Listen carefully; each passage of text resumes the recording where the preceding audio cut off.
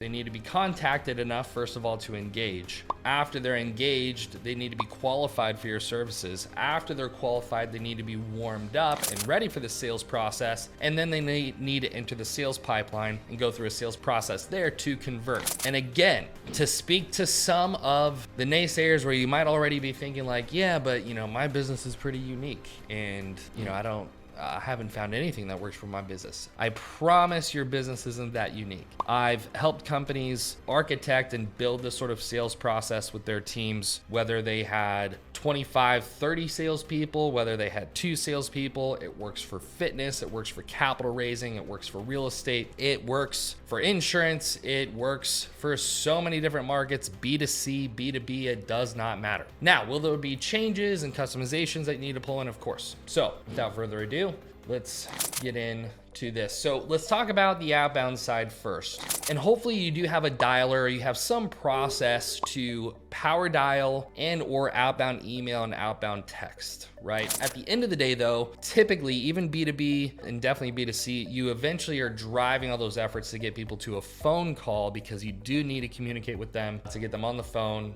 to actually be qualified.